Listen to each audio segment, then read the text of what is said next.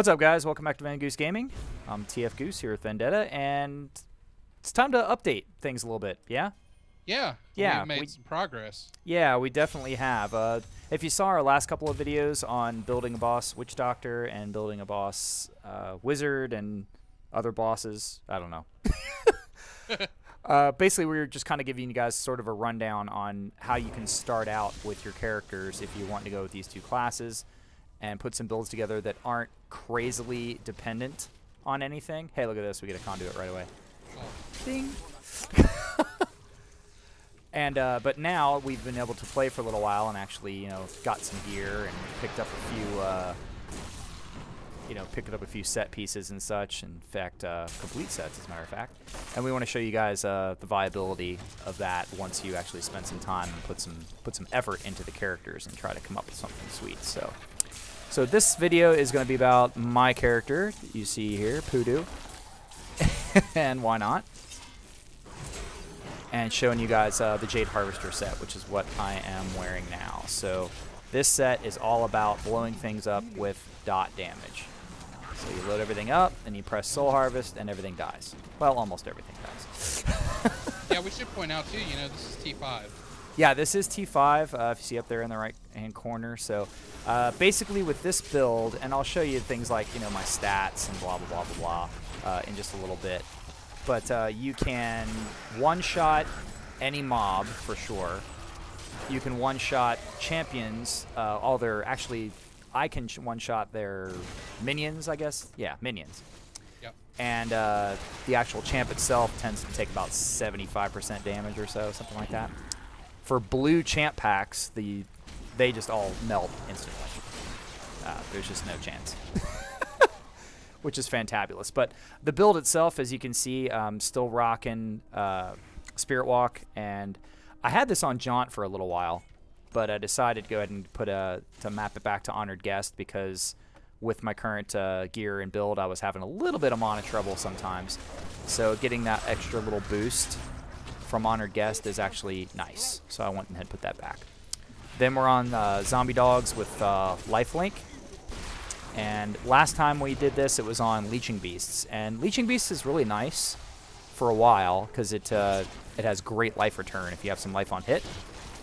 But without, you know, serious mitigation, then the higher torments make it so no amount of life on hit can really do anything. All those guys died. Beautiful. No amount of life on hit can make it so it's really survivable, you know, because this stuff is just ridiculous. You know, I mean, you don't really, what's your life on hit, man, with yours? I mean, do you even rely on yours very much? I have a pretty decent amount. Mine is 6492. Okay, yeah, I mean, that's reasonable, but mine's only like 4,000 something, so I think I only have like exactly what you get from Paragon. Yeah. And that's it. So it's not super good. But, you know, it does the job. It's okay. And until now, it's been fine. But really, once you get into T5, T6, it gets a little ridiculous, you know, the amount of damage output that these guys are doing. So the life link makes it so you can just survive a little bit more and have time to go pick up health globes or get your, you know, your pot to come back. You know, that's health potion, guys. That's what I meant. So, anyway. So yeah, working with that for now. And then after that, Piranhas with the Paranado rune. Previously, when I was working completely a cold build, I had that on the cold rune. But for this particular build, it's very nice to get all the mobs scooped up into one spot with Paranado. And so that's why I'm rocking that. I figured we'd just, you know, keep it that way. A lot of people use that rune. That's pretty much not like a showstopper thing that anybody's going to be surprised at. And then, of course, the bread and butter of the build is the Soul Harvest skill, you know, and that one's here with Vengeful Spirit. You can put any rune you want on it. Honestly, the Vengeful Spirit's just excellent for, you know, having a little bit more damage to put out. Why not? So I throw it on there. And wow, you know what? I didn't get all these guys with the dots. That's what kind of sucks. Sometimes if you miss a dot, you're going to realize it when you pop the skill. So, and with that, I think that's, you know, all my 1, 2, 3, 4 skills. And then, as you can see on the bottom bar there, I'm rocking Locust Swarm Pestilence, and Haunt with Resentful Spirits. This is what makes things work, combined with Soul Harvest with the Jade Harvester build, because everything just blows up with all the dot damage. That goes off at once when you hit Soul Harvest. So you'll see that here in a little bit when you look at the build, in case you're not familiar with it, or when we look at the gear. But that's pretty much it, man. I mean, you understand how this thing works too, right? I mean, you don't even have a Witch Doctor, and you get how the build works. Yeah, it's pretty simple. It's obviously reliant upon the Jade Harvester set, but it's so strong. Yeah, I mean, and it takes a while to collect this stuff. I mean, this is a 5-piece or a 6-piece bonus, and I happen to have a Ring of Royal Grandeur that isn't awful. So that does excellent work. But, it takes quite a while to get all this stuff. And Kadala was infinitely useful with this. In the new patches, she can actually roll, the set items and stuff, level 70, gear that was not attainable before. Or, sorry, the Torment-only gear that was not attainable before from her is now possible. So I think it's actually well worth it to invest in her and try and find some of this gear, because it worked for me. I mean, I got my last 2 pieces from her. Yeah, she helped me complete some of my sets too.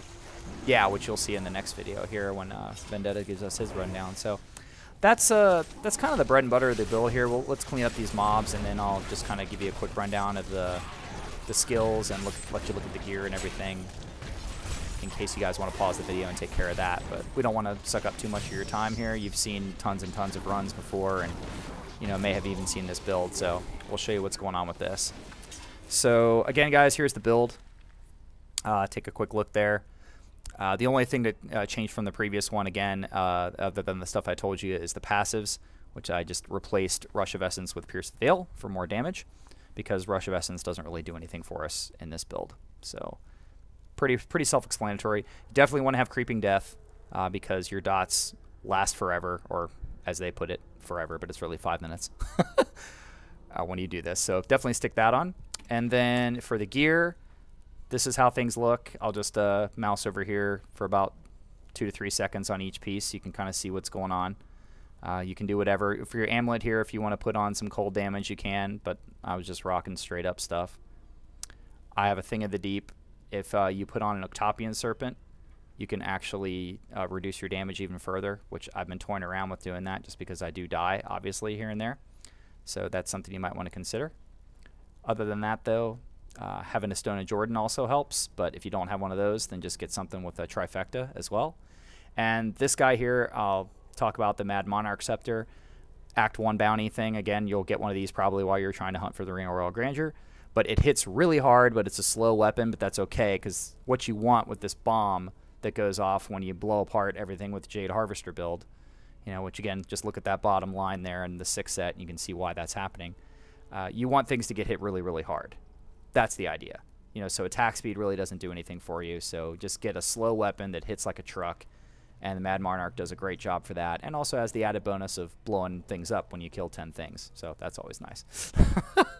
Yeah, so, that Poison Nova damage is amazing. It is sick. Yeah, it does excellent work. So anyway, guys, we just wanted to show this to you really quick, and we're going to bounce out now, and we'll switch over to Vendetta's build for the next video, and you guys can check that out. So stay tuned, and we'll see you again soon.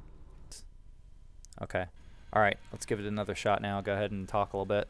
Testing the microphone. We are testing the microphone setup and your speaker setup that you need to adjust. I already did.